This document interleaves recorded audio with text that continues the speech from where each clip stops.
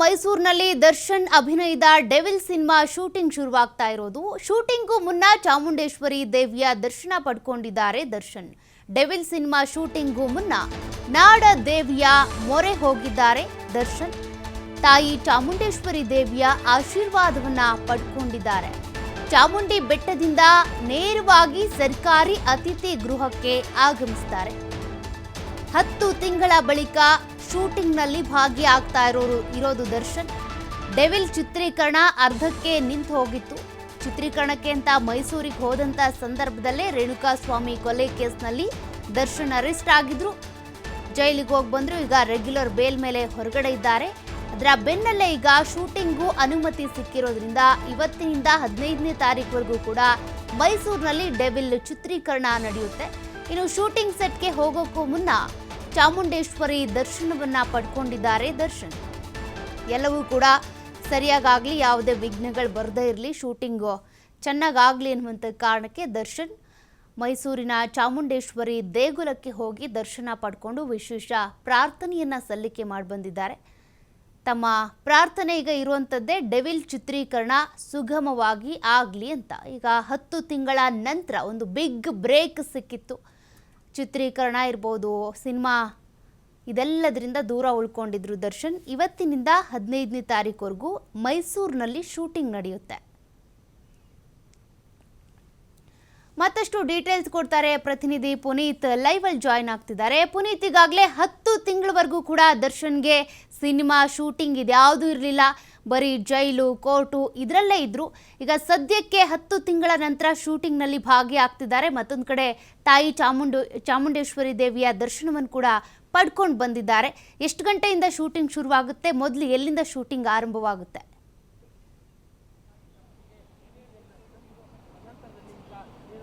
ಸೌಖ್ಯ, ಇದೇ ಡೆವಿಲ್ ಸಿನಿಮಾದ ಚಿತ್ರೀಕರಣದಲ್ಲಿ ಕಳೆದ 10 ತಿಂಗಳ ಹಿಂದೆ ದರ್ಶನ್ ಭಾಗಿಯಾಗಿರ್ತಾರೆ. ಆ ಒಂದು ಸಂದರ್ಭದಲ್ಲೇ ಚಿತ್ರದುರ್ಗದ ರೇಣುಕಾಸ್ವಾಮಿ ಕೊಲೆ ಪ್ರಕರಣದಲ್ಲಿ ಅವರು ಜೈಲು ಪಾಲಾಗ್ತಾರೆ. ಜೈಲು ಪಾಲಾದಂತಹ ದರ್ಶನ್ ಇಷ್ಟು ದಿನಗಳ ಕಾಲ ಏನು ಜೈಲಿನಲ್ಲಿದ್ದಂಥದ್ದಿರ್ಬೋದು, ಜೊತೆಗೆ ಅನಾರೋಗ್ಯ ಸಮಸ್ಯೆಯಿಂದ ಬಳಲ್ತಾ ಇದ್ದಂಥದ್ದಿರ್ಬೋದು, ಜೊತೆಗೆ ಈಗ ಜಾಮೀನಿನ ಮೇಲೆ ಹೊರಬಂದಂಥದ್ದಿರ್ಬೋದು, ಇದರಲ್ಲೇ ತೊಡಗಿದಂತಹ ದರ್ಶನ್ ಇದೀಗ ವಿಶ್ರಾಂತಿಯ ನಂತರ ಚಿತ್ರೀಕರಣದಲ್ಲಿ ಭಾಗಿಯಾಗಲಿಕ್ಕೆ ಅವಕಾಶವನ್ನು ಕೋರಿದ್ರು. ಜೊತೆಗೆ ಮೈಸೂರಿನಲ್ಲಿ ಚಿತ್ರೀಕರಣದಲ್ಲಿ ಭಾಗಿಯಾಗಲಿಕ್ಕೆ ಅವಕಾಶವನ್ನು ಕೇಳಿದಂತಹ ದರ್ಶನ್ಗೆ ಆ ಒಂದು ಅನುಮತಿ ಸಿಕ್ಕಿರ್ತಕ್ಕಂಥ ಒಂದು ಹಿನ್ನೆಲೆಯಲ್ಲಿ ಮೈಸೂರಿನ ಸರ್ಕಾರಿ ಅತಿಥಿ ಗೃಹ ಜೊತೆಗೆ ಮೈಸೂರಿನ ಲಲಿತ ಮಹಲ್ ಪ್ಯಾಲೇಸ್ನಲ್ಲಿ ಇವತ್ತಿನಿಂದ 15ನೇ ತಾರೀಕಿನವರೆಗೆ ಅಂದರೆ 4 ದಿನಗಳ ಕಾಲ ಅವರು ಅವಕಾಶವನ್ನು ಕೇಳಿರ್ತಾರೆ ಸಿನಿಮಾ ಶೂಟಿಂಗ್ ಆಗಿ. ಆ ಒಂದು ಅವಕಾಶ ಸಿಕ್ಕಿರ್ತಕ್ಕಂಥ ಒಂದು ಹಿನ್ನೆಲೆಯಲ್ಲಿ 10 ತಿಂಗಳ ನಂತರ ಇದೀಗ ದರ್ಶನ್ ಮತ್ತೆ ಬಣ್ಣವನ್ನು ಹಚ್ತಾ ಇರತಕ್ಕಂಥದ್ದು.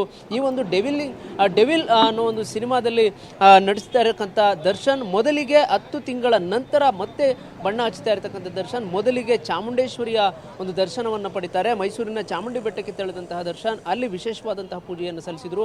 ಪೂಜೆಯನ್ನು ಸಲ್ಲಿಸಿದ ನಂತರ ನೇರವಾಗಿ ಮೈಸೂರಿನ ಅತಿಥಿ ಗೃಹಕ್ಕೆ ಬಂದಂತಹ ದರ್ಶನ್ ಇದೀಗ ಶೂಟಿಂಗ್ನಲ್ಲಿ ಭಾಗಿಯಾಗಿರ್ತಕ್ಕಂಥದ್ದು.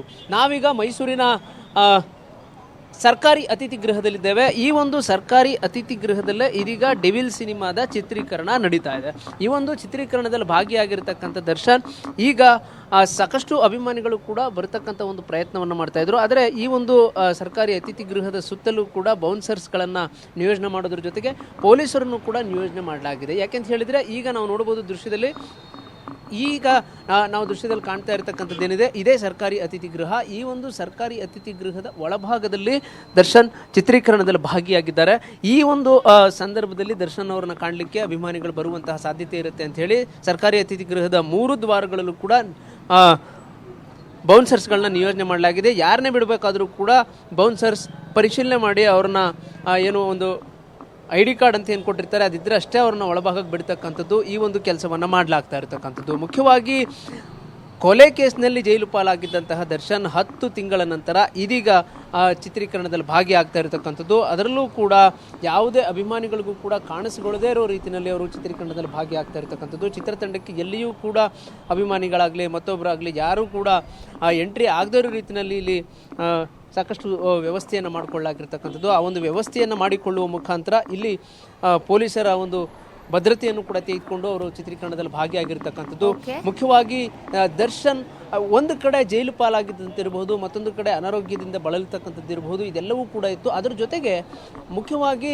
ಸುಮಲತಾ ಅಂಬರೀಷ್ ಏನಿದ್ರು ಅವರನ್ನ ತನ್ನ ತಾಯಿ ಅಂತಾನೆ ಕೂಡ ಹೇಳ್ತಾ ಇದ್ರು, ಅಮ್ಮ ಅಂತ ಹೇಳ್ತಾ ಇದ್ರು. ಆ ಒಂದು ಅಮ್ಮ ಮಗನ ಸಂಬಂಧವೂ ಕೂಡ ಈಗ ಮುರಿದು ಬಿದ್ದಿದೆಯಾ ಅನ್ನೋ ಒಂದು ಪ್ರಶ್ನೆ ಇರ್ತಕ್ಕಂಥದ್ದು. ಯಾಕೆಂತ ಹೇಳಿದರೆ ದರ್ಶನ್ ಆ ಒಂದು ಇನ್ಸ್ಟಾದಲ್ಲಿ ಸುಮಲತಾ ಅವರನ್ನ ಅನ್ಫಾಲೋ ಮಾಡ್ತಕ್ಕಂಥದ್ದು ಇರಬಹುದು, ಅಭಿಷೇಕ್ ಅಂಬರೀಷ್ ಅವರನ್ನು ಕೂಡ ಅನ್ಫಾಲೋ ಮಾಡ್ತಕ್ಕಂಥದ್ದು ಇರಬಹುದು, ಇದನ್ನ ಮಾಡಿರ್ತಕ್ಕಂಥದ್ದು. ಇದಕ್ಕೆ ಪ್ರತಿಯಾಗಿ ಏನು ಆಸ್ಕಾರ್ ಅವಾರ್ಡ್ ಅನ್ನು ಯಾರಿಗೆ ಕೊಡ್ತಾರೆ ಪಶ್ಚಾತ್ತಾಪ ಇಲ್ಲದೆ ಇರತಕ್ಕಂಥವ್ರಿಗೆ ಜೊತೆಗೆ ಈ ತರದ ಒಂದು ಪೋಸ್ಟ್ ಅನ್ನು ಕೂಡ ಆಗಿರ್ತಕ್ಕಂಥದ್ದು. ಇದು ಮತ್ತೊಂದು ಕಡೆ ಆಗ್ತಾ ಇರತಕ್ಕಂಥ ಬೆಳವಣಿಗೆ. ಆದರೆ ಕಳೆದ 10 ತಿಂಗಳಿನಿಂದ ಯಾವುದೇ ಶೂಟಿಂಗ್ನಲ್ಲಿ ಭಾಗಿಯಾಗಲಿಕ್ಕೆ ಆಗದೇ ಇದ್ದಂತಹ ದರ್ಶನ್ ಜೈಲು ಪಾಲಾಗಿದ್ದಂಥದ್ದು ಕೊಲೆ ಪ್ರಕರಣದಲ್ಲಿ. ಇದೀಗ ಅದೆಲ್ಲದರಿಂದ ಜಾಮೀನಿನಲ್ಲಿ ಹೊರಬಂದಿರತಕ್ಕಂಥ ದರ್ಶನ್ ನಾಡದೇವಿಯ ಒಂದು ದರ್ಶನವನ್ನು ಪಡೆದುಕೊಂಡು ಇದೀಗ ದ ಡೆವಿಲ್ ಸಿನಿಮಾದ ಚಿತ್ರೀಕರಣದಲ್ಲಿ ಭಾಗಿಯಾಗಿರ್ತಕ್ಕಂಥದ್ದು. ಸೌಖ್ಯ.